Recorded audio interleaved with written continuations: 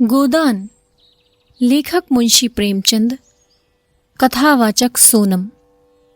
अध्याय 7। ये अभिनय जब समाप्त हुआ तो उधर रंगशाला में धनुष यज्ञ समाप्त हो चुका था और सामाजिक प्रहसन की तैयारियां हो रही थी। मगर इन सज्जनों को उसमें विशेष दिलचस्पी न थी। केवल मिस्टर मेहता देखने गए और आदि से अंत तक जमे रहे। उन्हें बड़ा मजा आ रहा था। बीच बीच में तालियां बजाते थे और फिर कहो का आग्रह करके अभिनेताओं को प्रोत्साहन भी देते जाते थे।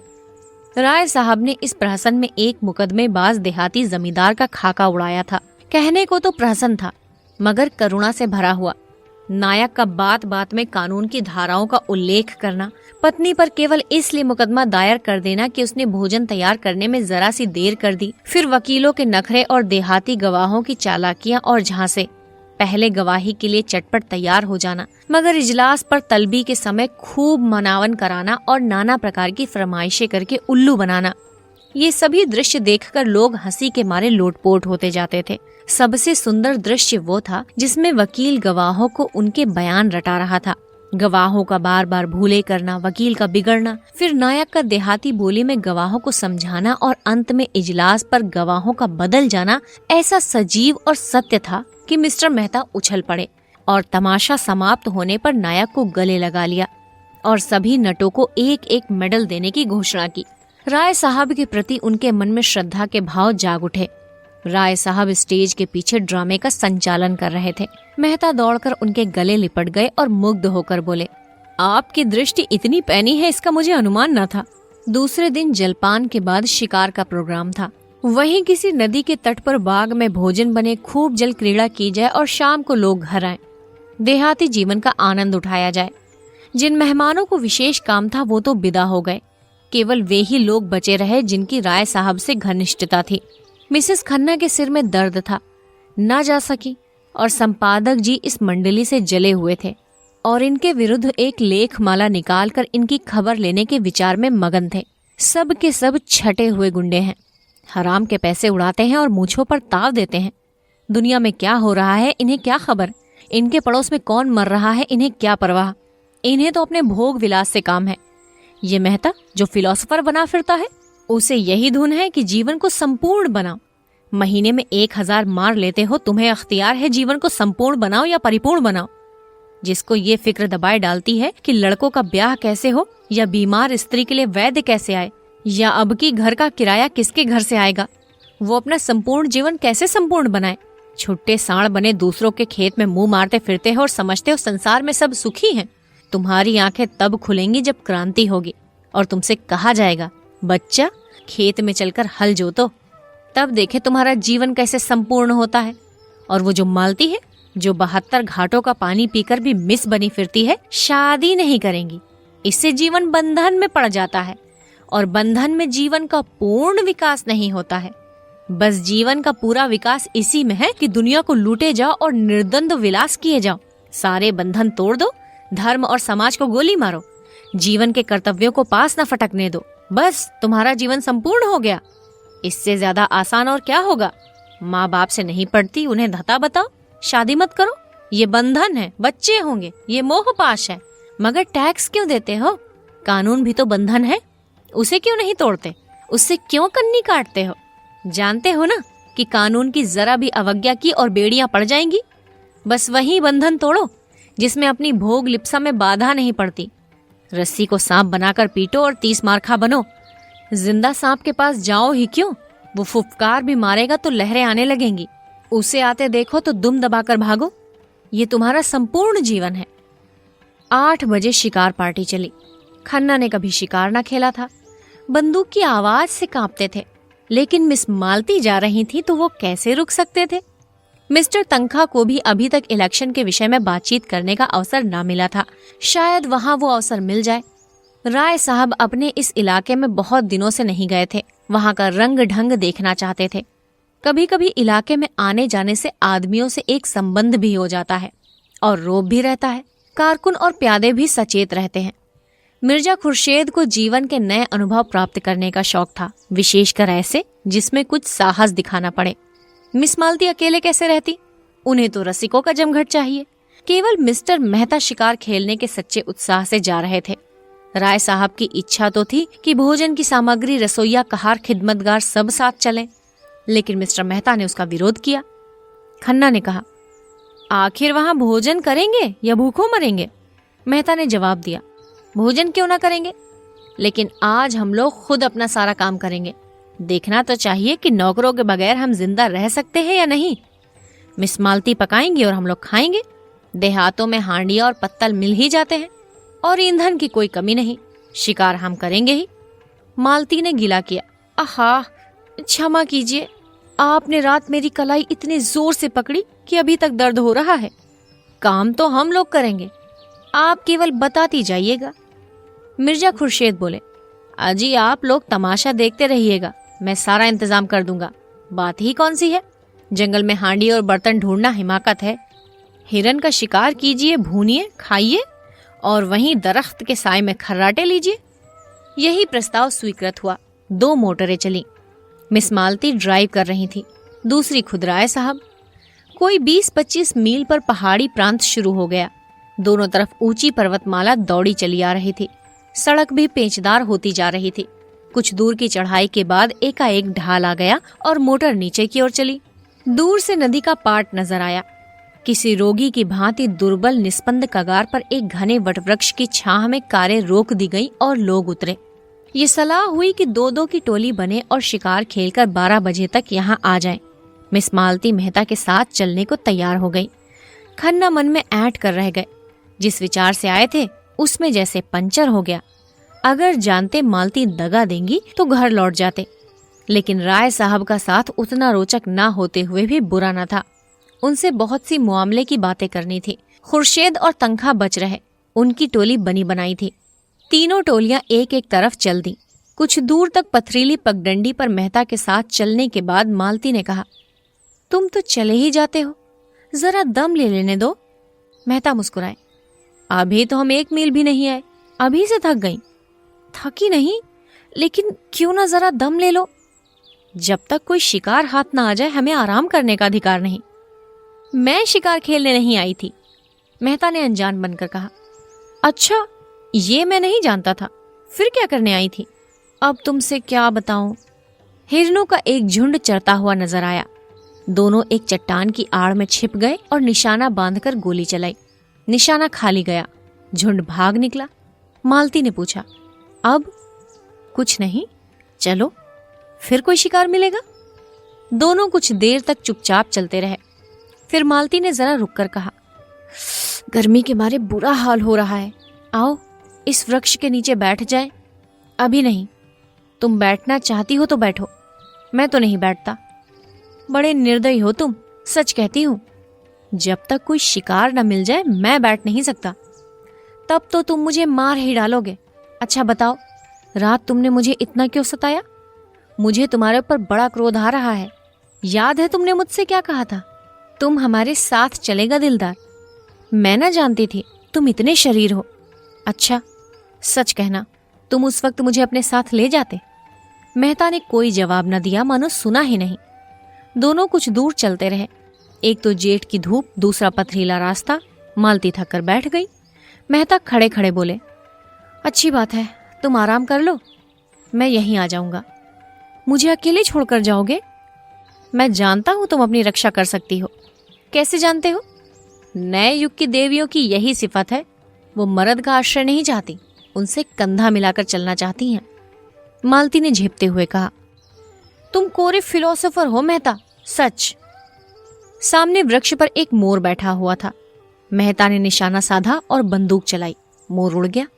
मालती प्रसन्न होकर बोली, बहुत अच्छा हुआ, मेरा शाप पड़ा।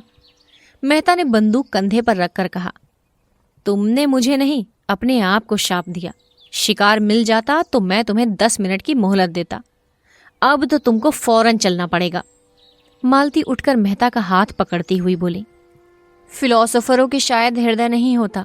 तुमने अच्छा किया विवाह नहीं किया, उस गरीब को मार ही डालते, मगर मैं यूं न छोड़ूंगी। तुम मुझे छोड़कर नहीं जा सकते। मेहता ने एक झटके से हाथ छुड़ा लिया और आगे बढ़े। मालती सजल नेत्र होकर बोली, मैं कहती हूं मत जाओ। नहीं तो मैं इसी चट्टान पर सिर पटक दूंगी। मेहता ने तेजी से कदम बढ़ाए। मालती उन्हें देखती रही। जब वो 20 कदम निकल गए तो झुंझलाकर उठी और उनके पीछे दौड़ी। अकेले विश्राम करने में कोई आनंद न था। समीप आकर बोली, मैं तुम्हें इतना पशु न समझती थी। मैं जो हिरन मारूंगा उसकी खाल तुम्हें भेंट करूंगा। खाल जाए भाड़ में, मैं अब तुमसे बात न करूंगी। कहीं हम लोगों के हाथों कुछ ना लगा और दूसरों ने अच्छे शिकार मारे तो मुझे बड़ी झेप होगी। एक चौड़ा नाला मुंह फैलाए बीच में खड़ा था। बीच की चट्टानें उसके दांतों से लगती थीं। धार में इतना वेग था कि लहरें उछल पड़ती थीं। सूर्य मध्याह्न पर आ पहुंचा था और उसकी प्यासी किरणें जल में क्रीड़ा कर रही थीं। मालती ने प्रसन्न होकर कहा, अब तो लौटना पड़ा। क्यों? उस पार चलेंगे, वहीं तो शिकार मिलेंगे। धारा में कितना वेग है, मैं तो बह जाऊंगी। अच्छी बात है, तुम यहीं बैठो, मैं जाता हूँ। हाँ, आप जाइए, मुझे अपनी जान से बैर नहीं है। मेहता ने पानी में कदम रखा और पांव साधते हुए चले। ज्यों ज्यों आगे जाते थे पानी गहरा होता जाता था, यहाँ तक कि छाती तक आ गया। मालती अधीर हो उठी। शंका से मन चंचल हो उठा। ऐसी विकलता तो उसे कभी न होती थी। ऊंचे स्वर में बोली, पानी गहरा है, ठहर जाओ, मैं भी आती हूँ। नहीं नहीं, तुम फिसल जाओगी, धार तेज है। कोई हरज नहीं, मैं भी आ रही हूँ, आगे न बढ़ना, खबरदार। मालती साड़ी ऊपर चढ़ाकर नाले में बैठी, मगर 10 हाथ आते आते पानी उनकी कमर तक आ गया। मेहता घबराए, दोनों हाथ से उसे लौट जाने को कहते हुए बोले, तुम यहाँ मत आओ मालती, यहाँ तुम्हारी गर्दन तक पानी है। मालती ने एक कदम और आगे बढ़कर कहा, होने दो, तुम्हारी यही इच्छा है कि मैं मर जाऊं तो मैं तुम्हारे पास ही मरूंगी। मालती पेट तक पानी में थी। धार इतनी तेज थी कि मालूम होता था कदम उखड़ा। मेहता लौट पड़े और मालती को एक हाथ से पकड़ लिया। मालती ने नशीली आंखों में रोष भरकर कहा, मैंने तुम्हारे जैसा बेदर्द आदमी कभी ना देखा था, बिल्कुल पत्थर हो। खैर, आज सता लो, जितना सताते बने, मैं भी कभी समझूंगी। मालती के पांव उखड़ते हुए मालूम हुए। वो बंदूक संभालती हुई उनसे चिमट गई। मेहता ने आश्वासन देते हुए कहा, तुम यहाँ खड़ी नहीं रह सकती, मैं तुम्हें अपने कंधे पर बिठाए लेता हूँ। मालती ने भ्रकुटी टेढ़ी करके कहा, तो उस पार जाना क्या इतना जरूरी है? मेहता ने कुछ उत्तर ना दिया। बंदूक कनपटी से कंधे पर दबा ली और मालती को दोनों हाथों से उठाकर कंधे पर बैठा लिया। मालती अपनी पुलक को छिपाती हुई बोली, अगर कोई देख ले? भद्दा तो लगता है। 2 पग के बाद उसने करुण स्वर में कहा, अच्छा बताओ, मैं यहीं पानी में डूब जाऊं तो तुम्हें रंज हो या ना हो? मैं तो समझती हूँ तुम्हें बिल्कुल रंज ना होगा। मेहता ने आहत स्वर से कहा, तुम समझती हो मैं आदमी नहीं हूं? मैं तो यही समझती हूँ, क्यों छिपाऊं? सच कहती हो मालती? तुम क्या समझते हो? मैं कभी बतलाऊंगा। पानी मेहता की गर्दन तक आ गया। कहीं अगला कदम उठाते ही सिर तक ना आ जाए। मालती का हृदय धक धक करने लगा। बोली, मेहता, ईश्वर के लिए अब आगे मत जाओ, नहीं तो मैं पानी में कूद पड़ूंगी। उस संकट में मालती को ईश्वर याद आया, जिसका वो मजाक उड़ाया करती थी। जानती थी ईश्वर कहीं बैठा नहीं है जो उन्हें आकर उबार लेगा, लेकिन मन को जिस अवलंब और शक्ति की जरूरत थी वो और कहाँ मिल सकती थी। पानी कम होने लगा था। मालती ने प्रसन्न होकर कहा, अब तुम मुझे उतार दो। नहीं नहीं, चुपचाप बैठी रहो, कहीं आगे कोई गड्ढा मिल जाए। तुम समझते होगे कि कितनी स्वार्थिनी है, मुझे इसकी मजूरी दे देना। मालती के मन में गुदगुदी हुई। क्या मजदूरी लोगे? यही कि जब तुम्हें जीवन में ऐसा ही कोई अवसर आए तो मुझे बुला लेना। किनारे आ गए। मालती ने रेत पर अपनी साड़ी का पानी निचोड़ा, जूते का पानी निकाला, हाथ मुंह धोए, पर ये शब्द अपने रहस्यमय आशय के साथ उनके सामने नाचते रहे। उसने इस अनुभव का आनंद उठाते हुए कहा, ये दिन याद रहेगा। मेहता ने पूछा, तुम बहुत डर रही थी? पहले तो डरी, लेकिन फिर मुझे विश्वास हो गया कि तुम हम दोनों की रक्षा कर सकते हो। मेहता ने गर्व से मालती को देखा। उनके मुख पर परिश्रम की लाली के साथ तेज था। मुझे ये सुनकर कितना आनंद आ रहा है, तुम ये नहीं समझ सकती मालती। तुमने समझाया कब? उल्टे और जंगलों में घसीटते फिर रहे हो और अभी फिर लौटती बार यही नाला पार करना पड़ेगा। तुमने कैसी आफत में जान डाल दी। मुझे तुम्हारे साथ रहना पड़े तो एक दिन न पटे। मेहता मुस्कुराए। इन शब्दों का संकेत खूब समझ रहे थे। तुम मुझे इतना दुष्ट समझती हो?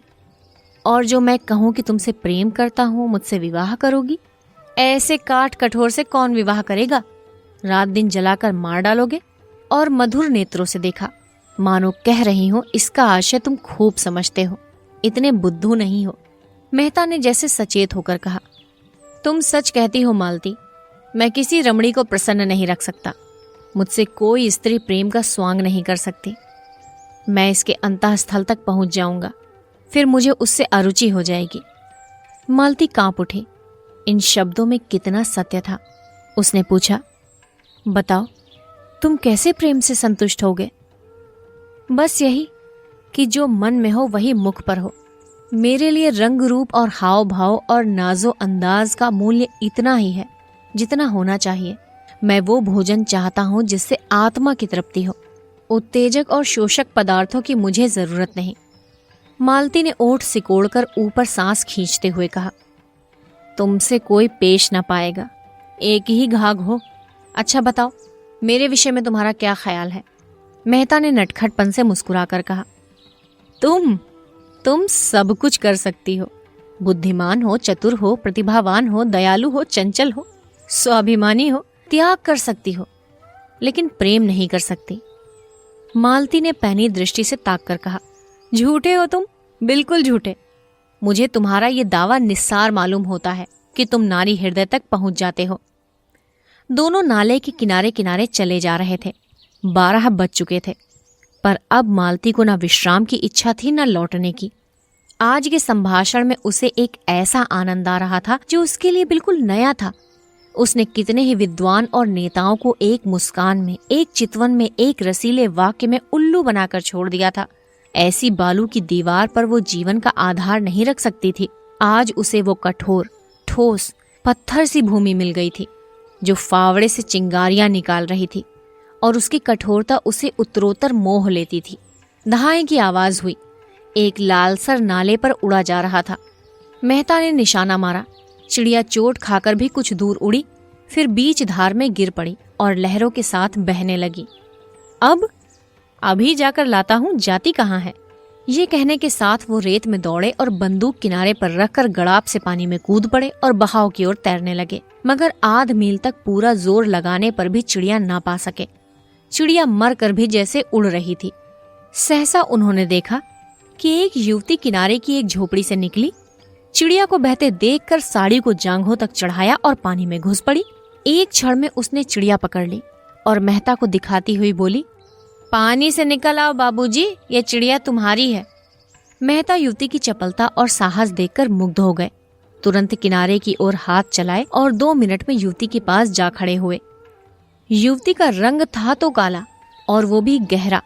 कपड़े बहुत ही मैले और फूहड़। आभूषण के नाम पर केवल हाथों में 2-2 मोटी चूड़ियां, सिर के बाल उलझे अलग अलग।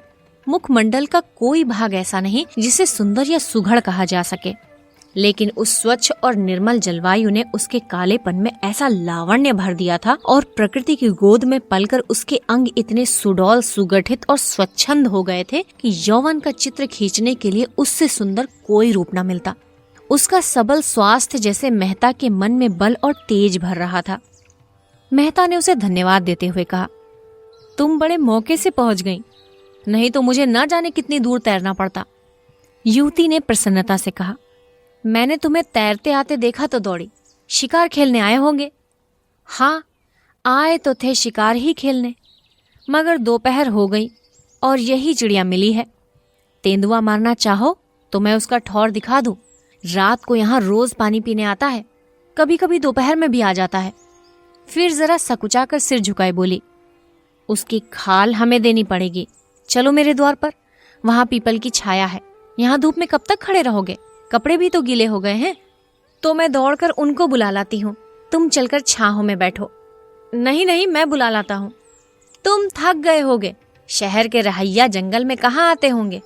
हम तो जंगली आदमी हैं, किनारे ही तो खड़ी होंगी। जब तक मेहता कुछ बोले वो हवा हो गई। मेहता ऊपर चढ़कर पीपल की छाह में बैठे। इस स्वच्छंद जीवन से उनके मन में अनुराग उत्पन्न हुआ।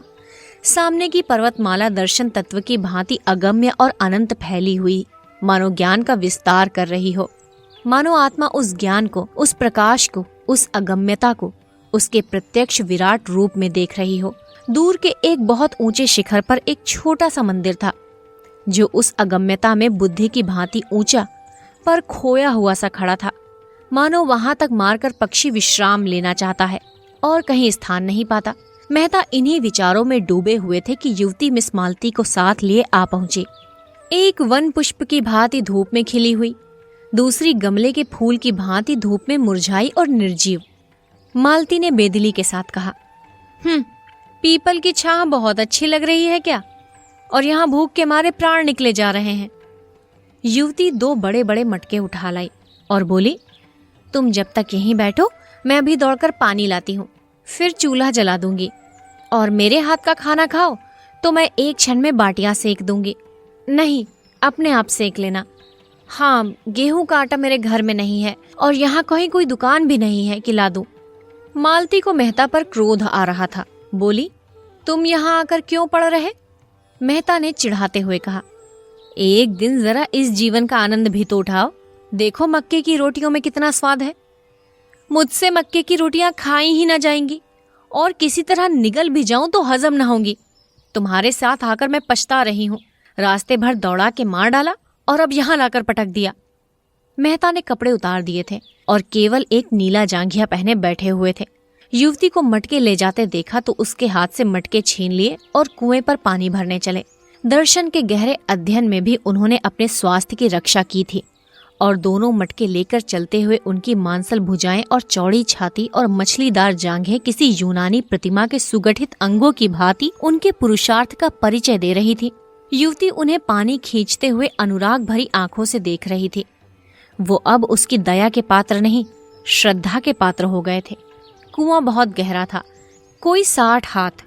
मटके भारी थे और मेहता कसरत का अभ्यास करते रहने पर भी एक मटका खींचते खींचते शिथिल हो गए। युवती ने दौड़कर उनके हाथ से रस्सी छीन ली और बोली, तुमसे न खींचेगा, तुम जाकर खाट पर बैठो, मैं खींचे लेती हूँ। मेहता अपने पुरुषत्व का ये अपमान सह न सके।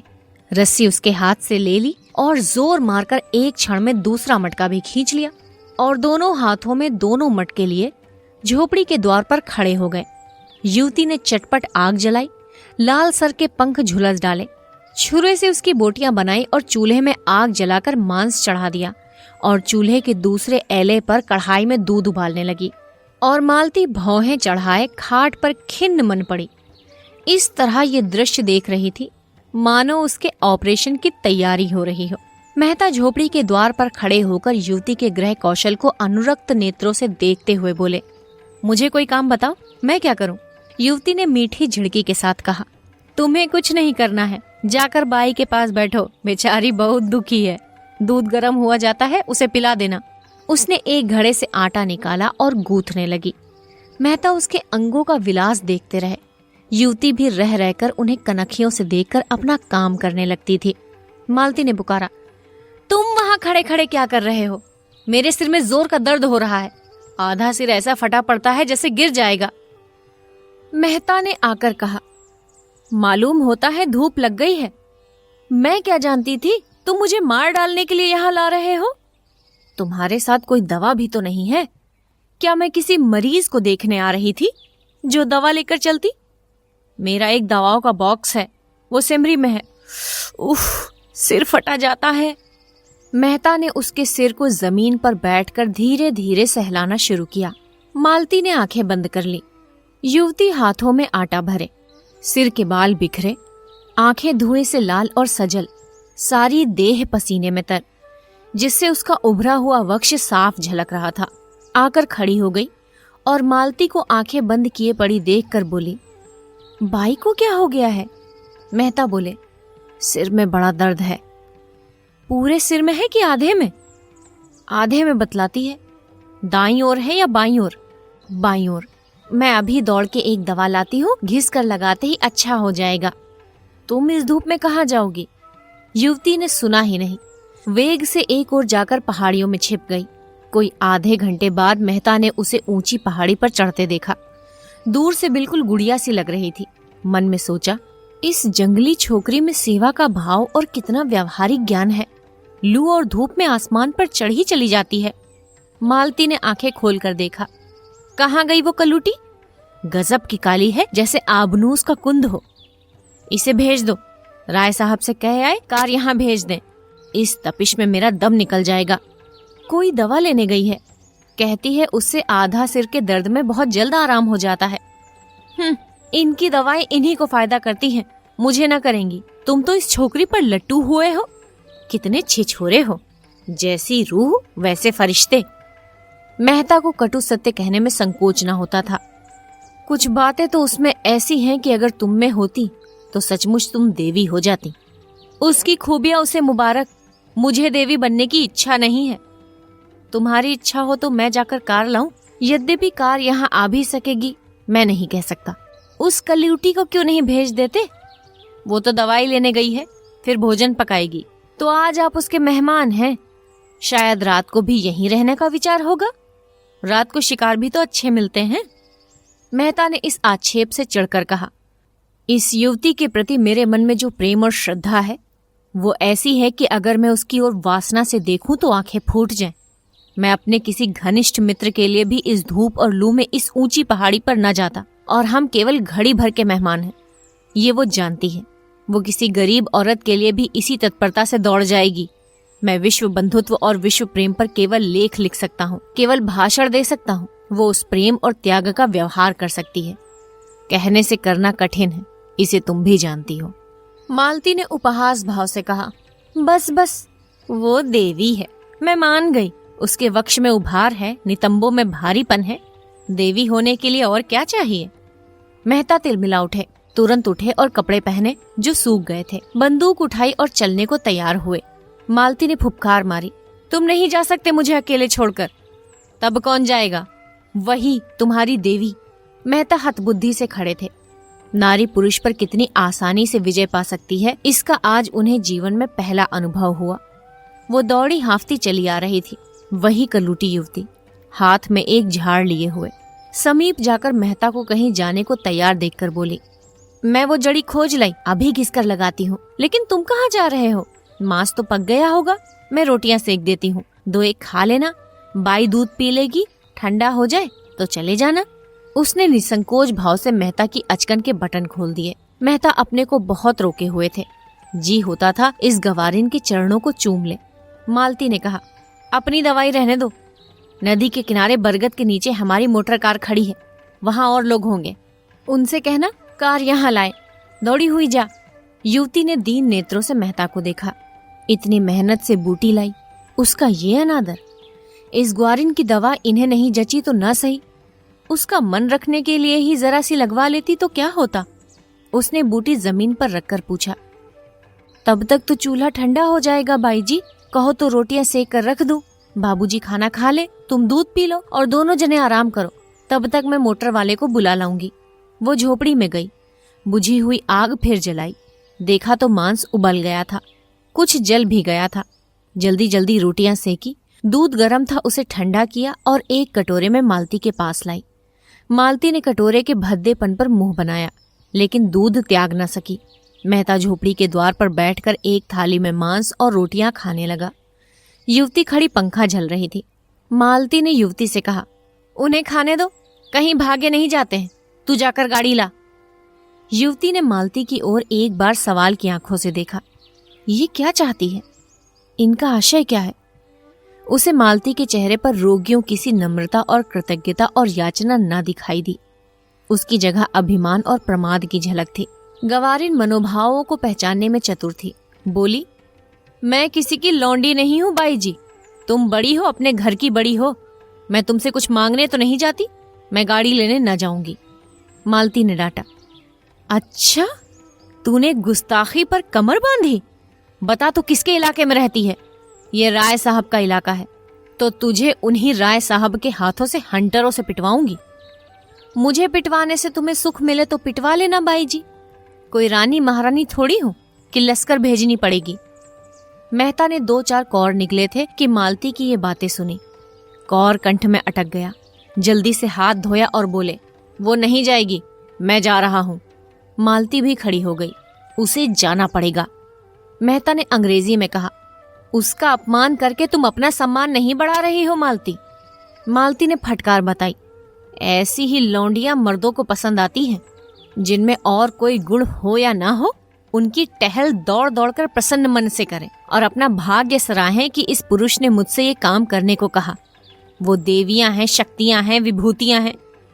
मैं समझती थी वो पुरुषत्व तुम में कम से कम नहीं है, लेकिन अंदर से, संस्कारों से तुम भी वही बर्बर हो।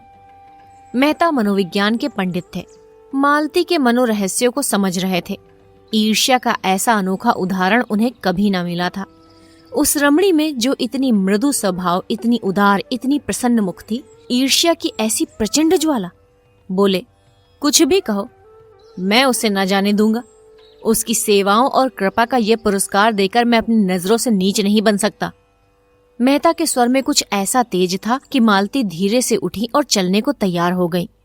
उसने जलकर कहा, अच्छा तो मैं ही जाती हूँ, तुम उसके चरणों की पूजा करके पीछे आना। मालती 2-3 कदम चली गई तो मेहता ने युवती से कहा, अब मुझे आज्ञा दो बहन, तुम्हारा ये नेह, तुम्हारी निस्वार्थ सेवा हमेशा याद रहेगी। युवती ने दोनों हाथों से सजल नेत्र होकर उन्हें प्रणाम किया और झोपड़ी के अंदर चली गई। दूसरी टोली राय साहब और खन्ना की थी। राय साहब तो अपने उसी रेशमी कुर्ते और रेशमी चादर में थे, मगर खन्ना ने शिकारी सूट डाला था, जो शायद आज ही के लिए बनवाया गया था, क्योंकि खन्ना को आसामियों के शिकार से इतनी फुर्सत कहाँ थी कि जानवरों का शिकार करते। खन्ना ठिगने, इकहरे, रूपवान आदमी थे। गेहुआ रंग, बड़ी बड़ी आंखें, मुंह पर चेचक के दाग, बातचीत में बड़े कुशल। कुछ दूर चलने के बाद खन्ना ने मिस्टर मेहता का जिक्र छेड़ दिया, जो कल से ही उनके मस्तिष्क में राहु की भांति समाये हुए थे। बोले, ये मेहता भी कुछ अजीब आदमी है, मुझे तो कुछ बना हुआ मालूम होता है। राय साहब मेहता की इज्जत करते थे और उन्हें सच्चा और निष्कपट आदमी समझते थे, पर खन्ना से लेन देन का व्यवहार था। कुछ स्वभाव से शांति प्रिय भी थे, विरोध न कर सके। बोले, मैं तो उन्हें केवल मनोरंजन की वस्तु समझता हूँ, कभी उनसे बहस नहीं करता, और करना भी चाहूं तो उतनी विद्या कहाँ से लाऊं। जिसने जीवन के क्षेत्र में कभी कदम ही नहीं रखा, वो अगर जीवन के विषय में कोई नया सिद्धांत अलापता है तो मुझे उस पर हंसी आती है। मजे से 1000 माहवार फटकारते हैं, न जोरू न जाता, न कोई चिंता न बाधा। वो दर्शन न बघारे तो कौन बघारे। आप निर्द्वंद रहकर जीवन को संपूर्ण बनाने का स्वप्न देखते हैं, ऐसे आदमी से क्या बहस की जाए। मैंने सुना है चरित्र का अच्छा नहीं है। बेफिक्री में चरित्र अच्छा रह ही कैसे सकता है। समाज में रहो और समाज के कर्तव्यों और मर्यादाओं का पालन करो, तब पता चले। मालती ना जाने क्या देखकर उस पर लट्टू हुई जाती है। मैं समझता हूँ वो केवल तुम्हें जला रही है। वो मुझे क्या जलाएंगी बेचारी, मैं उन्हें खिलौनों से ज्यादा नहीं समझता। ये तो न कहो मिस्टर खन्ना, मिस मालती पर जान तो देते हो तुम। यो तो मैं आपको भी यही इल्जाम दे सकता हूँ। मैं सचमुच उन्हें खिलौना समझता हूँ, आप उन्हें प्रतिमा बनाए हुए हैं। खन्ना ने जोर से कहकहा मारा। हालांकि हंसी की कोई बात न थी। अगर एक लोटा जल चढ़ा देने से वरदान मिल जाए तो बुरा क्या है। अब की राय साहब ने जोर से कहकहा मारा, जिसका कोई प्रयोजन न था। तब आपने उस देवी को समझा ही नहीं। आप जितनी ही उसकी पूजा करेंगे उतना ही वो आपसे दूर भागेगी। जितना ही दूर भगाइएगा उतना ही आपकी ओर दौड़ी आएगी। तब तो उन्हें आपकी ओर दौड़ना चाहिए था, मेरी ओर। मैं उस रसिक समाज से बिल्कुल बाहर हूं मिस्टर खन्ना। सच कहता हूं, मुझ में जितनी बुद्धि, जितना बल है, वो इस इलाके के प्रबंध में ही खर्च हो जाता है। घर के जितने प्राणी हैं सभी अपनी अपनी धुन में मस्त, कोई उपासना में, कोई विषय वासना में, कोई काहू में मगन, कोई काहू में मगन। और इन सब अजगरों को भक्ष देना मेरा काम है, कर्तव्य है। मेरे बहुत से तालुकेदार भाई भोग विलास करते हैं, ये सब मैं जानता हूँ, मगर वो लोग घर फूंक कर तमाशा देखते हैं। करज का बोझ सिर पर लदा जा रहा है, रोज डिग्रियां हो रही हैं। जिससे लेते हैं उसे देना नहीं जानते, चारों तरफ बदनाम। मैं तो ऐसी जिंदगी से मर जाना अच्छा समझता हूँ। मालूम नहीं किस संस्कार से मेरी आत्मा में जरा सी जान बाकी रह गई, जो मुझे देश और समाज के बंधन में बांधे हुए है। सत्याग्रह आंदोलन छिड़ा, मेरे सारे भाई शराब कबाब में मस्त थे। मैं अपने को रोक ना सका, जेल गया और लाखों रुपए की जेरबारी उठाई, और अभी तक उसका तावान दे रहा हूँ। मुझे उसका पछतावा नहीं है, बिल्कुल नहीं। मुझे उसका गर्व है। मैं उस आदमी को आदमी नहीं समझता जो देश और समाज की भलाई के लिए उद्योग न करे और बलिदान न करे। मुझे क्या अच्छा लगता है कि निर्जीव किसानों का रक्त चूसूं और अपने परिवार वालों की वासनाओं की तृप्ति के साधन जुटाऊं? मगर क्या करूं? जिस व्यवस्था में पला और जिया, उससे घृणा होने पर भी उसका मोह त्याग नहीं सकता और उसी चरखे में रात दिन पड़ा रहता हूं कि किसी तरह इज्जत आबरू बची रहे और आत्मा की हत्या ना होने पाए। ऐसा आदमी मिस मालती क्या किसी भी मिस के पीछे नहीं पड़ सकता, और पड़े तो उसका सर्वनाश ही समझिए। हाँ, थोड़ा सा मनोरंजन कर लेना दूसरी बात है। मिस्टर खन्ना भी साहसी आदमी थे, संग्राम में आगे बढ़ने वाले। 2 बार जेल हो आए थे, किसी से दबना ना जानते थे, खद्दर ना पहनते थे और फ्रांस की शराब पीते थे। अवसर पड़ने पर बड़ी बड़ी तकलीफें झेल सकते थे। जेल में शराब छुई तक नहीं और A क्लास में रहकर भी C क्लास की रोटियां खाते रहे। हालांकि उन्हें हर तरह का आराम मिल सकता था, मगर रण क्षेत्र में जाने वाला रथ भी तो बिना तेल के नहीं चल सकता। उनके जीवन में थोड़ी सी रसिकता लाजमी थी। बोले, आप सन्यासी बन सकते हैं, मैं तो नहीं बन सकता। मैं तो समझता हूँ जो भोगी नहीं है वो संग्राम में भी पूरे उत्साह से नहीं जा सकता। जो रमणी से प्रेम नहीं कर सकता उसके देश प्रेम में मुझे विश्वास नहीं। राय साहब मुस्कुराए। आप मुझी पर आवाजें कसने लगे। आवाज नहीं है, तत्व की बात है। शायद हो। आप अपने दिल के अंदर बैठकर देखिए तो पता चले। मैंने तो बैठकर देखा है और मैं आपको विश्वास दिलाता हूँ, वहां और चाहे जितनी बुराइयां हो, विषय की लालसा नहीं है। तब मुझे आपके ऊपर दया आती है। आप जो इतने दुखी, निराश और चिंतित हैं, इसका एकमात्र कारण आपका निग्रह है। मैं तो ये नाटक खेल कर रहूंगा, चाहे दुखांत ही क्यों ना हो। वो मुझसे मजाक करती है, दिखाती है कि मुझे तेरी परवाह नहीं है, लेकिन मैं हिम्मत हारने वाला मनुष्य नहीं हूँ। मैं अब तक उसका मिजाज नहीं समझ पाया। कहाँ निशाना ठीक बैठेगा इसका निश्चय न कर सका। लेकिन वो कुंजी आपको शायद ही मिले। मेहता शायद आपसे बाजी मार ले जाए। एक हिरन कई हिरनियों के साथ चल रहा था, बड़े सींगों वाला, बिल्कुल काला। राय साहब ने निशाना बांधा। खन्ना ने रोका। क्यों हत्या करते हो यार? बेचारा चल रहा है, चरने दो। धूप तेज हो गई है, आइए कहीं बैठ जाएं। आपसे कुछ बातें करनी है। राय साहब ने बंदूक चलाई, मगर हिरन भाग गया।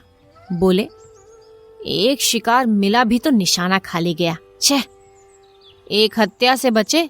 आपके इलाके में ऊख होती है बड़ी कसरत से, तो फिर क्यों ना हमारे शुगर मिल में शामिल हो जाइए। हिस्से धड़ाधड़ बिक रहे हैं।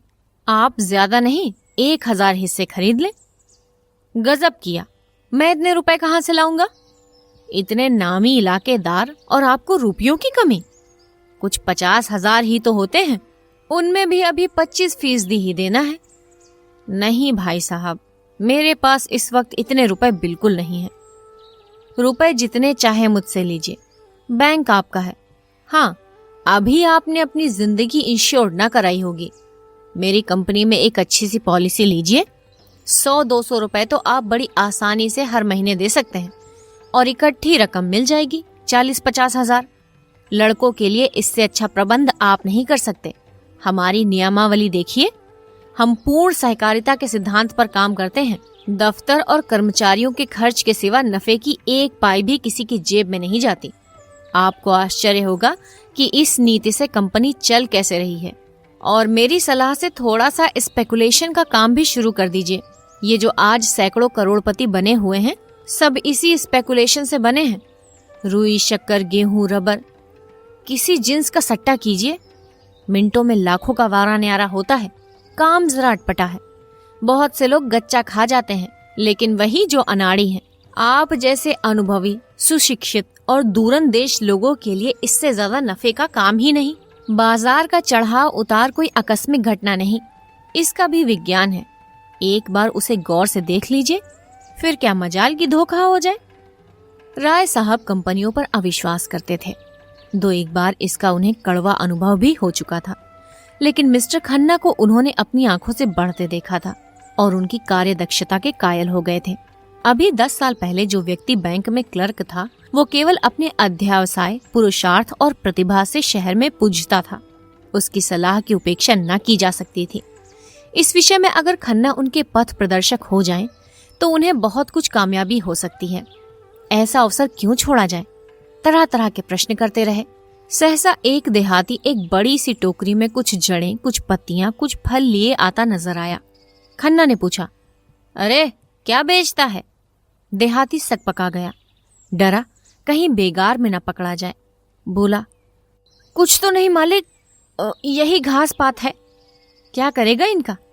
बेचूंगा मालिक, जड़ी बूटी है। कौन कौन सी जड़ी बूटी है बता? देहाती ने अपना औषधालय खोल कर दिखाया। मामूली चीजें थी जो जंगल के आदमी उखाड़ कर ले जाते हैं और शहर में अत्तारों के हाथों 2-4 आने में बेच आते हैं, जैसे मकोए, कंघी, सहदैया, कुकरौंधे, धतूरे के बीज, मदार के फूल, करजे, घुमची आदि। हर एक चीज दिखाता था और रटे हुए शब्दों में उसके गुण भी बयान करता जाता था। ये मकोए है सरकार, ताप हो, मंदाग्नि हो, तिल्ली हो, धड़कन हो, शूल हो, खांसी हो, एक खुराक में आराम हो जाता है। ये धतूरे के बीज हैं मालिक, गठिया हो, बाई हो। खन्ना ने दाम पूछा। उसने 8 आने कहा। खन्ना ने 1 रुपया फेंक दिया और उसे पड़ाव तक रखाने का हुक्म दिया। गरीब ने मुंह मांगा दाम ही नहीं पाया और उसका दुगना पाया। आशीर्वाद देता चला गया। राय साहब ने पूछा, आप ये घास पात लेकर क्या करेंगे? खन्ना ने मुस्कुराकर कहा, इसकी अशर्फियां बनाऊंगा। मैं कीमियागर हूँ, ये शायद आपको मालूम नहीं। तो यार वो मंत्र हमें सिखा दो। हाँ, शौक से। मेरी शागिर्दी कीजिए। पहले 1.25 सेर लड्डू लाकर चढ़ाइए, तब बताऊंगा। बात यह है कि मेरा तरह तरह के आदमियों से साबिका पड़ता है। कुछ ऐसे लोग भी आते हैं जो जड़ी बूटियों पर जान देते हैं। उनको इतना मालूम हो जाए कि ये किसी फकीर की दी हुई बूटी है और फिर आपकी खुशामद करेंगे, नाक रगड़ेंगे, और आप वो चीज उन्हें दे दें तो हमेशा के लिए आपके ऋणी हो जाएंगे। 1 रुपए में अगर 10-20 बुद्धुओं पर एहसान का नमदा कसा जा सके तो क्या बुरा है? जरा से एहसान से बड़े बड़े काम निकल जाते हैं। राय साहब ने कुतूहल से पूछा, मगर इन बूटियों के गुण आपको याद कैसे रहेंगे? खन्ना ने कहा मारा, आप भी राय साहब बड़े मजे की बातें करते हैं। जिस बूटी में जो गुण बता दीजिए वो आपकी लियाकत पर मुनहसर है। सेहत तो रुपए में 8 आने विश्वास से होती है। आप जो इन बड़े बड़े अफसरों को देखते हैं और इन लंबी पूंछ वाले विद्वानों को और इन रईसों को, ये सब अंधविश्वासी होते हैं। मैं तो वनस्पति शास्त्र के प्रोफेसर को जानता हूँ जो कुकरौंधे का नाम भी नहीं जानते। इन विद्वानों का मजाक तो हमारे स्वामी जी खूब उड़ाते हैं। आपको तो कभी उनके दर्शन न हुए होंगे। अब की आप आएंगे तो उनसे मिलवाऊंगा। जब से मेरे बगीचे में ठहरे हैं, रात दिन लोगों का तांता लगा रहता है। माया तो उन्हें छू भी नहीं गई। केवल 1 बार दूध पीते हैं। ऐसा महात्मा विद्वान मैंने आज तक ना देखा। ना जाने कितने वर्ष हिमालय पर तप करते रहे। पूरे सिद्ध पुरुष हैं। आप उनसे अवश्य दीक्षा लीजिए। मुझे विश्वास है आपकी ये सारी कठिनाइयां छू मंतर हो जाएंगी। आपको देखते ही आपका भूत भविष्य सब कह सुनाएंगे। ऐसे प्रसन्न मुख हैं कि देखते ही मन खिल उठता है। ताज्जुब तो ये है कि खुद इतने बड़े महात्मा हैं, मगर सन्यास और त्याग, मंदिर और मठ, संप्रदाय और पंथ, इन सब को ढोंग कहते हैं, पाखंड कहते हैं। रूढ़ियों के बंधन को तोड़ो और मनुष्य बनो। देवता बनने का ख्याल छोड़ो। देवता बनकर तुम मनुष्य न रहोगे। राय साहब के मन में शंका हुई। महात्माओं में उन्हें भी वो विश्वास था जो प्रभुता वालों में आम तौर पर होता है। दुखी प्राणी को आत्मचिंतन में जो शांति मिलती है, उसके लिए वो भी लालायित थे। जब आर्थिक कठिनाइयों से निराश हो जाते, मन में आता संसार से मुंह मोड़कर एकांत में जा बैठे और मोक्ष की चिंता करें। संसार के बंधनों को वो भी साधारण मनुष्यों की भांति आत्मोन्नति के मार्ग की बाधाएं समझते थे और इनसे दूर हो जाना ही उनके जीवन का भी आदर्श था। लेकिन सन्यास और त्याग के बिना बंधनों को तोड़ने का और क्या उपाय है? लेकिन जब वो सन्यास को ढोंग कहते हैं तो खुद क्यों सन्यास लिया है? उन्होंने सन्यास कब लिया है साहब? वो तो कहते हैं आदमी को अंत तक काम करते रहना चाहिए। विचार स्वातंत्र्य उनके उपदेशों का तत्व है। मेरी समझ में कुछ नहीं आ रहा। विचार स्वतंत्र का आशय क्या है? समझ में तो मेरे भी कुछ नहीं आता। अब की आइए तो उनसे बातें हों। वो प्रेम को जीवन का सत्य कहते हैं और इसकी ऐसी सुंदर व्याख्या करते हैं कि मन मुग्ध हो जाता है। मिस मालती को उनसे मिलाया या नहीं? आप भी दिल लगी करते हैं। मालती को भला इनसे क्या मिलता? वाक्य पूरा ना हुआ था कि सामने झाड़ी में सरसराहट की आवाज सुनकर चौंक पड़े और प्राण रक्षा की प्रेरणा से राय साहब के पीछे आ गए। झाड़ी में से एक तेंदुआ निकला और मंद गति से सामने की ओर चला। राय साहब ने बंदूक उठाई और निशाना बांधना चाहते थे कि खन्ना ने कहा, ये क्या करते हैं आप? खामखा उसे छेड़ रहे हैं, कहीं लौट पड़े तो? लौट क्या पड़ेगा, वहीं ढेर हो जाएगा। तो मुझे उस टीले पर चढ़ जाने दीजिए, मैं शिकार का ऐसा शौकीन नहीं हूं। तब क्या शिकार खेलने चले थे? शामत और क्या। राय साहब ने बंदूक नीचे कर ली। बड़ा अच्छा शिकार निकल गया, ऐसे अवसर कम मिलते हैं। मैं तो अब यहां नहीं ठहर सकता, खतरनाक जगह है। एक आध शिकार तो मार लेने दीजिए, खाली हाथ लौटते शर्म आती है। आप मुझे कृपा करके कार के पास पहुंचा दीजिए, फिर चाहे तेंदुओं का शिकार कीजिए या चीते का। आप बड़े डरपोक हैं मिस्टर खन्ना, सच। व्यर्थ में अपनी जान खतरे में डालना बहादुरी नहीं है। अच्छा तो आप खुशी से लौट सकते हैं। अकेला? रास्ता बिल्कुल साफ है। जी नहीं, आपको मेरे साथ चलना पड़ेगा। राय साहब ने बहुत समझाया मगर खन्ना ने एक न मानी। मारे भय के उनका चेहरा पीला पड़ गया था। उस वक्त अगर झाड़ी में से एक गिलहरी भी निकल आती तो वो चीख मारकर गिर पड़ते। बोटी बोटी कांप रही थी, पसीने से तर हो गए थे। राय साहब को लाचार होकर उनके साथ लौटना पड़ा। जब दोनों आदमी बड़ी दूर निकल आए तो खन्ना के होश ठिकाने आए। बोले, खतरे से नहीं डरता, लेकिन खतरे के मुंह में उंगली डालना हिमाकत है। आज ही जाओ भी। जरा सा तेंदुआ देख लिया तो जान निकल गई। मैं शिकार खेलने को उस जमाने का संस्कार समझता हूँ जब आदमी पशु था। तब से संस्कृति बहुत आगे बढ़ गई है। मैं मिस मालती से आपकी कलाई खोलूंगा। मैं अहिंसावादी होना लज्जा की बात नहीं समझता। अच्छा, तो ये आपका अहिंसावाद था। शाबाश। खन्ना ने गर्व से कहा, जी हाँ, ये मेरा अहिंसावाद था।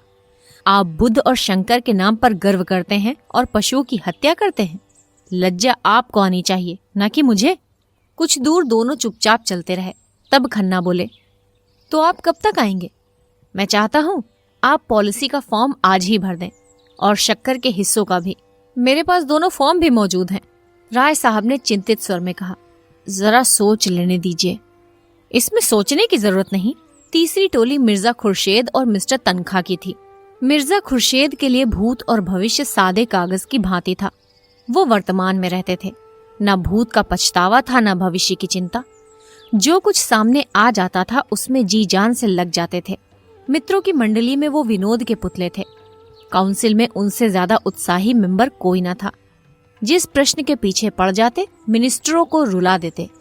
किसी के साथ रियायत करना नहीं जानते थे। बीच बीच में परिहास भी करते जाते थे।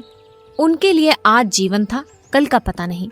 गुस्सेवर भी ऐसे थे कि ताल ठोंक कर सामने आ जाते थे। नम्रता के सामने दंडवत करते थे, लेकिन जहाँ किसी ने शान दिखाई और ये हाथ धोकर उसके पीछे पड़े। न अपना लेना याद रखते थे, न दूसरों का देना। शौक था शायरी का और शराब का। औरत केवल मनोरंजन की वस्तु थी। बहुत दिन हुए हृदय का दिवाला निकाल चुके थे। मिस्टर तनखा दांव पेच के आदमी थे। सौदा पटाने में, मामला सुलझाने में, अड़ंगा लगाने में, बालू से तेल निकालने में, गला दबाने में, दुम चढ़ाकर निकल जाने में बड़े सिद्धहस्त थे।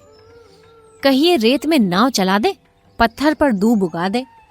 तालुकेदारों को महाजनों से कर्ज दिलाना, नई कंपनियां खोलना, चुनाव के अवसर पर उम्मीदवार खड़े करना, यही उनका व्यवसाय था।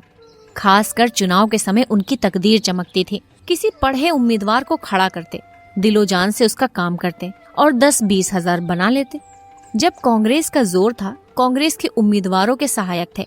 जब सांप्रदायिक दल का जोर हुआ तो हिंदू सभा की ओर से काम करने लगे। मगर इस उलटफेर के समर्थन के लिए उनके पास ऐसी दलीलें थी कि कोई उंगली न दिखा सकता था। शहर के सभी रईस, सभी हुक्काम, सभी अमीरों से उनका याराना था।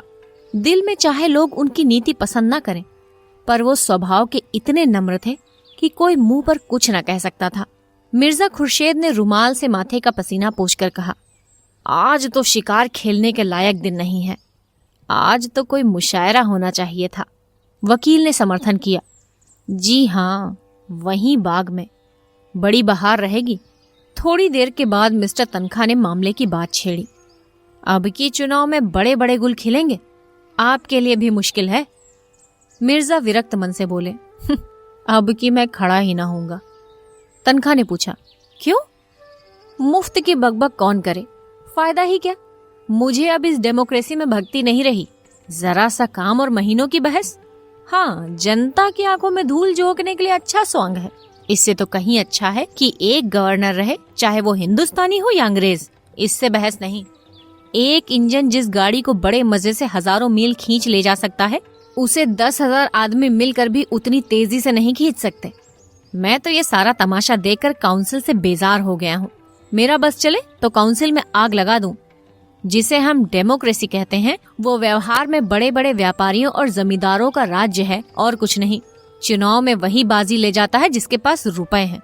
रुपए के जोर से उसके लिए सारी सुविधाएं तैयार हो जाती हैं। बड़े बड़े पंडित, बड़े बड़े मौलवी, बड़े बड़े लिखने वाले और बोलने वाले, जो अपनी जबान और कलम से पब्लिक को जिस तरफ चाहे फेर दे, सभी सोने के देवता के पैरों पर माथा रगड़ते हैं। मैंने तो इरादा कर लिया है, अब इलेक्शन के पास न जाऊंगा। मेरा प्रोपेगेंडा अब डेमोक्रेसी के खिलाफ होगा। मिर्जा साहब ने कुरान की आयतों से सिद्ध किया कि पुराने जमाने के बादशाहों के आदर्श कितने ऊंचे थे। आज तो हम उनकी तरफ ताक भी नहीं सकते। हमारी आंखों में चकाचौंध आ जाएगी। बादशाह को खजाने की एक कौड़ी भी निजी खर्च में लाने का अधिकार न था। वो किताबें नकल करके, कपड़े सीकर, लड़कों को पढ़ाकर अपना गुजारा करता था। मिर्जा ने आदर्श महीपों की एक लंबी सूची गिना दी। कहाँ तो वो प्रजा को पालने वाला बादशाह और कहाँ आजकल के मंत्री और मिनिस्टर। 5, 6, 7, 8 हजार माहवार मिलना चाहिए। ये लूट है या डेमोक्रेसी? हिरनों का एक झुंड चरता हुआ नजर आया। मिर्जा के मुख पर शिकार का जोश चमक उठा। बंदूक संभाली और निशाना मारा। एक काला सा हिरन गिर पड़ा। वो मारा। इस उन्मत्त ध्वनि के साथ मिर्जा भी बेतहाशा दौड़े, बिल्कुल बच्चों की तरह से उछलते कूदते तालियां बजाते। समीप ही एक वृक्ष पर एक आदमी लकड़ियां काट रहा था। वो भी चटपट वृक्ष से उतरकर मिर्जा के साथ दौड़ा। हिरन की गर्दन में गोली लगी थी। उसके पैरों में कंपन हो रहा था और आंखें पथरा गई थी। लकड़हारे ने हिरण को करुण नेत्रों से देखकर कहा, अच्छा पट्ठा था, मन भर से कम ना होगा। हुक्म हो तो मैं उठाकर पहुंचा दूं? मिर्जा कुछ नहीं बोले। हिरण की टंगी हुई दीन वेदना से भरी आंखें देख रहे थे। अभी 1 मिनट पहले इसमें जीवन था। जरा सा पत्ता भी खड़कता तो कान खड़े करके चौकड़ियां भरता हुआ निकल भागता। अपने मित्रों और बाल बच्चों के साथ ईश्वर की उगाई हुई घास खा रहा था, मगर अब निस्पंद पड़ा है। उसकी खाल उधेड़ लो, उसकी बोटियां कर डालो, उसका कीमा बना डालो, उसे खबर ना होगी। उसके क्रीड़ामय जीवन में जो आकर्षण था, जो आनंद था, वो क्या इस निर्जीव शव में है? कितना सुंदर गठन था, कितनी प्यारी आंखें, कितनी मनोहर छवि। उसकी छलांगे हृदय में आनंद की तरंगे पैदा कर देती थी। उसकी चौकड़ियों के साथ हमारा मन भी चौकड़ियां भरने लगता था। उसकी स्फूर्ति जीवन सा बिखेरती चलती थी, जैसे फूल सुगंध बिखेरता है। लेकिन अब उसे देखकर ग्लानि होती है। लकड़हारे ने पूछा, कहाँ पहुंचाना होगा मालिक? मुझे भी 2-4 पैसे दे देना। मिर्जा जी जैसे ध्यान से चौंक पड़े, बोले, अच्छा उठा ले। कहाँ चलेगा? जहां हुक्म हो मालिक। नहीं, तेरी जहां इच्छा हो वहां ले जा, मैं तुझे देता हूं। लकड़हारे ने मिर्जा की ओर कुतूहल से देखा। कानों पर विश्वास ना आया। अरे नहीं मालिक, हुजूर ने शिकार किया है तो हम कैसे खा लें? नहीं नहीं, मैं खुशी से कहता हूँ, तुम इसे ले जाओ। तुम्हारा घर यहाँ से कितनी दूर है? कोई आधा कोस होगा मालिक। तो मैं भी तुम्हारे साथ चलूंगा, देखूंगा तुम्हारे बाल बच्चे कैसे खुश होते हैं। ऐसे तो मैं न ले जाऊंगा सरकार, आप इतनी दूर से आए, इस कड़ी धूप में शिकार किया, मैं कैसे उठा ले जाऊं? उठा उठा, देर न कर, मुझे मालूम हो गया तू भला आदमी है। लकड़हारे ने डरते डरते और रह रहकर मिर्जा जी के मुख की ओर सशंक नेत्रों से देखते हुए कि कहीं बिगड़ न जाए, हिरण को उठाया। सहसा उसने हिरण को छोड़ दिया और खड़ा होकर बोला, मैं समझ गया मालिक, हुजूर ने इसकी हलाली नहीं की है। मिर्जा ने हंसकर कहा, बस बस, तूने खूब समझा, अब उठा ले और घर चल। मिर्जा जी धर्म के इतने पाबंद ना थे। 10 साल से उन्होंने नमाज ना पढ़ी थी। 2 महीने में एक व्रत रख लेते थे, बिल्कुल निराहार निर्जल। मगर लकड़हारे को इस ख्याल से जो संतोष हुआ था कि हिरन अब इन लोगों के लिए अखाद्य हो गया है, उसे फीका ना करना चाहते थे। लकड़हारे ने हल्के मन से हिरन को गर्दन पर रख लिया और घर की ओर चला। तंखा अभी तक तटस्थ से वहीं पेड़ के नीचे खड़े थे। धूप में हिरन के पास जाने का कष्ट क्यों उठाते? कुछ समझ में ना आ रहा था कि मामला क्या है।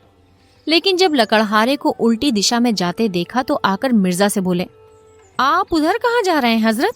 क्या रास्ता भूल गए? मिर्जा ने अपराधी भाव से मुस्कुराकर कहा, मैंने शिकार इस गरीब आदमी को दे दिया, अब जरा इसके घर चल रहा हूँ, आप भी आइए ना। तंखा ने मिर्जा को कुतूहल की दृष्टि से देखा और बोले, आप अपने होश में हैं या नहीं? कह नहीं सकता, मुझे खुद नहीं मालूम। शिकार इसे क्यों दे दिया? इसलिए कि उसे पाकर इसे जितनी खुशी होगी मुझे या आपको ना होगी। तंखा खिसिया कर बोले, जाइए, सोचा था खूब कबाब उड़ाएंगे, सो आपने सारा मजा किरकिरा कर दिया। खैर, राय साहब और मेहता कुछ न कुछ तो लाएंगे ही, कोई गम नहीं। मैं इस इलेक्शन के बारे में कुछ अर्ज करना चाहता हूँ। आप नहीं खड़ा होना चाहते ना सही, आपकी जैसी मर्जी, लेकिन आपको इसमें क्या तामुल है कि जो लोग खड़े हो रहे हैं उनसे इसकी अच्छी कीमत वसूल की जाए? मैं आपसे सिर्फ इतना चाहता हूँ कि आप किसी पर यह भेद न खुलने दें कि आप नहीं खड़े हो रहे हैं। सिर्फ इतनी मेहरबानी कीजिए मेरे साथ। ख्वाजा जमाल ताहिर इसी शहर से खड़े हो रहे हैं। रईसों के वोट 16 आने उनकी तरफ ही हैं, हुक्काम भी उनके मददगार हैं। फिर भी पब्लिक पर आपका जो असर है, इससे उनकी कोर दब रही है। आप चाहें तो आपको उनसे 10-20 हजार रुपए महज ये जाहिर कर देने के मिल सकते हैं कि आप उनके खातिर बैठ जाते हैं।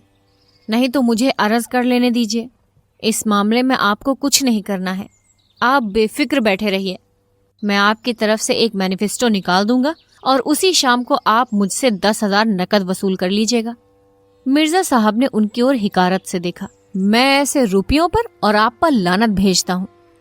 मिस्टर तनखा ने जरा भी बुरा न माना, माथे पर बल तक ना आने दिया। मुझ पर आप जितनी चाहे लानत भेज दें, मगर रुपए पर लानत भेजकर आप अपना ही नुकसान कर रहे हैं। मैं ऐसी रकम को हराम समझता हूँ। आप शरीयत के इतने पाबंद तो नहीं हैं। लूट की कमाई को हराम समझने के लिए शरा का पाबंद होने की जरूरत नहीं है। तो इस मामले में क्या आप अपना फैसला तब्दील नहीं कर सकते? जी नहीं। अच्छी बात है, इसे जाने दीजिए। किसी बीमा कंपनी के डायरेक्टर बनने में तो आपको कोई एतराज नहीं है। आपको कंपनी का एक हिस्सा भी ना खरीदना पड़ेगा, आप सिर्फ अपना नाम दे दीजिएगा। जी नहीं, मुझे ये भी मंजूर नहीं है। मैं कई कंपनियों का डायरेक्टर, कई का मैनेजिंग एजेंट, कई का चेयरमैन था। दौलत मेरे पांव चूमती थी। मैं जानता हूँ दौलत से आराम और तकल्लुफ के कितने सामान जमा किए जा सकते हैं, मगर ये भी जानता हूँ कि दौलत इंसान को कितना खुदगर्ज बना देती है, कितना ऐश पसंद, कितना मक्कार, कितना बेगैरत। वकील साहब को फिर कोई प्रस्ताव करने का साहस ना हुआ। मिर्जा जी की बुद्धि और प्रभाव में उनका जो विश्वास था वो बहुत कम हो गया। उनके लिए धन ही सब कुछ था और ऐसे आदमी से जो लक्ष्मी को ठोकर मारता हो, उनका कोई मेल न हो सकता था। लकड़हारा हिरन को कंधे पर रखे लपका चला जा रहा था। मिर्जा ने भी कदम बढ़ाया, पर स्थूल काय तनखा पीछे रह गए। उन्होंने पुकारा, जरा सुनिए मिर्जा जी, आप तो भागे जा रहे हैं। मिर्जा जी ने बिना रुके हुए जवाब दिया, वो गरीब बोझ लिए इतनी तेजी से चला जा रहा है, हम क्या अपना बदन लेकर भी उसके बराबर नहीं चल सकते? लकड़हारे ने हिरन को एक ठूंठ पर उतार कर रख दिया और दम लेने लगा। मिर्जा साहब ने आकर पूछा, थक गए? क्यों? लकड़हारे ने सकुचाते हुए कहा, बहुत भारी है सरकार। तो लाओ कुछ देर मैं ले चलूं। लकड़हारा हंसा। मिर्जा डील डॉल में उससे कहीं ऊंचे और मोटे ताजे थे, फिर भी वो दुबला पतला आदमी उनकी इस बात पर हंसा। मिर्जा जी पर जैसे चाबुक पड़ गया। तुम हंसे क्यों? क्या तुम समझते हो मैं इसे उठा नहीं सकता? लकड़हारे ने मानो क्षमा मांगी। सरकार, आप लोग बड़े आदमी हैं, बोझ उठाना तो हम जैसे मजूरों का ही काम है। मैं तुम्हारा दुगना जो हूं, इससे क्या होता है मालिक। मिर्जा जी का पुरुषत्व अपना और अपमान न सह सका। उन्होंने बढ़कर हिरन को गर्दन पर उठा लिया और चले। मगर मुश्किल से 50 कदम चले होंगे कि गर्दन फटने लगी, पांव थरथराने लगे और आंखों में तितलियां उड़ने लगी। कलेजा मजबूत किया और 10-20 कदम और चले। कमबख्त कहाँ रह गया, जैसे इस लाश में शीशा भर दिया हो। जरा मिस्टर तनखा की गर्दन पर रख दूं तो मजा आ जाए। मशक की तरह जो फूले चलते हैं जरा उसका भी मजा देखें। लेकिन बोझा कैसे उतारूं? दोनों अपने दिल में कहेंगे बड़ी जवामर्दी दिखाने चले थे। 50 कदम में ची बोल गए। लकड़हारे ने चुटकी ली। कहो मालिक, कैसा रंग ढंग है, बहुत हल्का है ना? मिर्जा जी को बोझ कुछ हल्का मालूम होने लगा। बोले, उतनी दूर तो ले ही जाऊंगा जितनी दूर तुम लाए हो। कई दिन गर्दन दुखेगी मालिक, तुम क्या समझते हो मैं यूं ही फूला हुआ हूँ? नहीं मालिक, अब तो ऐसा नहीं समझता, मुदा आप हैरान न हो। वो चट्टान है, उस पार उतार दीजिए, मैं अभी इसे इतनी ही दूर और ले जा सकता हूँ। मगर मालिक, ये अच्छा तो नहीं लगता कि मैं ठाला चलूं और आप लदे रहें। मिर्जा साहब ने चट्टान पर हिरन को उतार कर रख दिया। वकील साहब भी आ पहुंचे। मिर्जा ने दाना फेंका। अब आपको भी कुछ दूर ले चलना पड़ेगा जनाब। वकील साहब की नजरों में अब मिर्जा जी का कोई महत्व न था। बोले, माफ कीजिए, मुझे अपनी पहलवानी का दावा नहीं है, बहुत भारी नहीं है सच। अजी रहने भी दीजिए, आप अगर इसे 100 कदम ले चले तो मैं वादा करता हूँ आपने मेरे सामने जो तजवीज रखी है मैं उसे मंजूर कर लूंगा। मैं इन चकमों में नहीं आता। मैं चकमा नहीं दे रहा हूँ, वल्लाह आप जिस हल्के से कहेंगे खड़ा हो जाऊंगा, जब हुक्म देंगे बैठ जाऊंगा। जिस कंपनी का डायरेक्टर, मेंबर, मुनीम, कन्वेसर जो कुछ कहिए बन जाऊंगा। बस 100 कदम ले चलिए। मेरी तो ऐसे ही दोस्तों से निभती है जो मौका पड़ने पर सब कुछ कर सकते हो। तनखा का मन चुलबुला उठा। मिर्जा अपने कॉल के पक्के हैं, इसमें कोई संदेह न था। हिरन ऐसा क्या बहुत भारी होगा? आखिर मिर्जा इतनी दूर ले ही आए, बहुत ज्यादा थके तो नहीं जान पड़ते। अगर इनकार करते हैं तो सुनहरा अवसर हाथ से चला जाता है। आखिर ऐसा क्या कोई पहाड़ है? बहुत होगा 4-5 पसेरी होगा। 2-4 दिन गर्दन ही तो दुखेगी। जेब में रुपए हों तो थोड़ी सी बीमारी सुख की वस्तु है। 100 कदम की रही। हाँ 100 कदम, मैं गिनता चलूंगा। देखिए निकल न जाइएगा, निकल जाने वाले पर लानत भेजता हूँ। तनखा ने जूते का फीता फिर से बांधा, कोट उतारकर लकड़हारे को दिया, पतलून ऊपर चढ़ाई, रुमाल से मुंह पोंछा और इस तरह हिरन को देखा मानो ओखली में सिर देने जा रहे हों। फिर हिरन को उठाकर गर्दन पर रखने की चेष्टा की। 2-3 बार जोर लगाने पर लाश गर्दन पर तो आ गई, पर गर्दन न उठ सकी। कमर झुक गई, हाथ उठे और लाश को जमीन पर पटकने वाले थे कि मिर्जा ने उन्हें सहारा देकर आगे बढ़ाया। तनखा ने एक डग इस तरह उठाया जैसे दलदल में पांव रख रहे हों। मिर्जा ने बढ़ावा दिया, शाबाश मेरे शेर, वाह वाह। तनखा ने एक डग और रखा। मालूम हुआ गर्दन टूटी जाती है। मार लिया मैदान, जीते रहो पट्टे। तनखा 2 डग और बढ़े, आंखें निकली पड़ती थीं। बस एक बार और जोर मारो दोस्त, 100 कदम की शर्त गलत, 50 कदम की ही सही। वकील साहब का बुरा हाल था। वो बेजान हिरन शेर की तरह उनको दबोचे हुए, उनका हृदय रक्त चूस रहा था। सारी शक्तियां जवाब दे चुकी थीं। केवल लोभ किसी लोहे की धरन की तरह छत को संभाले हुए था। 1 से 25,000 तक की गोटी थी, मगर अंत में वो शहतीर भी जवाब दे गया। लोभ की कमर भी टूट गई। आंखों के सामने अंधेरा छा गया। सिर में चक्कर आया और वो शिकार गर्दन पर लिए पथरीली जमीन पर गिर पड़े। मिर्जा ने उन्हें तुरंत उठाया और अपने रुमाल से हवा करते हुए उनकी पीठ ठोकी। जोर तो यार तुमने खूब मारा, लेकिन तकदीर के खोटे हो। तनखा ने हाँफते हुए लंबी सांस खींचकर कहा, आपने तो आज मेरी जान ही ले ली थी। 2 मन से कम का ना होगा ससुर। मिर्जा ने हंसते हुए कहा, लेकिन भाईजान मैं भी तो इतनी दूर उठाकर लाया ही था। वकील साहब ने खुशामद करनी शुरू की। मुझे तो आपकी फरमाइश पूरी करनी थी, आपको तमाशा देखना था, वो आपने देख लिया। अब आपको अपना वादा पूरा करना होगा। आपने मुआहदा कब पूरा किया? कोशिश तो जान तोड़कर की, इसकी सनद नहीं। लकड़हारे ने फिर हिरन उठा लिया और भागा चला जा रहा था।